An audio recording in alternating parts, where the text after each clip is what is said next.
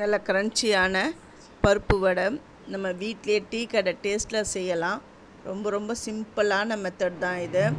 அதுவும் இல்லாமல் இதை ஊற வைக்கிற டைம் தான் கொஞ்சம் லேட் ஆகும். அதாவது 2 ஹவருக்கு இந்த கடலைப்பருப்பை ஊற வைக்கணும். ஊற வச்சுட்டு இதை அரைக்கணும். அரைக்கிறதுக்கு முன்னாடி கொஞ்சமாக ஒரு 2 ஸ்பூன் கடலைப்பருப்பை எடுத்துட்டு அதுக்கப்புறம் அரைங்க.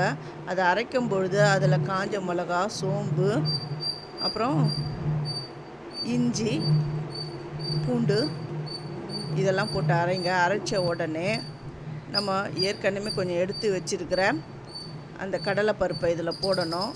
அது மட்டும் இல்லாமல் பெருங்காயம், உப்பு, பச்சை மிளகா, வெங்காயம், கருவேப்பிலை, கொத்தமல்லி இது எல்லாத்தையும் போட்டு எண்ணெயை காய வச்சு இதில் தட்டி போடணும்.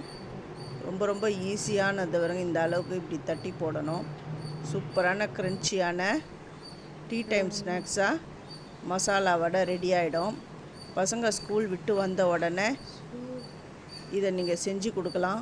அதுவும் இல்லாமல் இப்போ வரப்போகிறது மழை காலம். இந்த மழை காலத்தில் சுட சுட இந்த வடை அப்புறம் டீயோடு சேர்த்து சாப்பிடும்பொழுது சான்ஸே இல்லை, அவ்வளோ சூப்பராக இருக்கும்.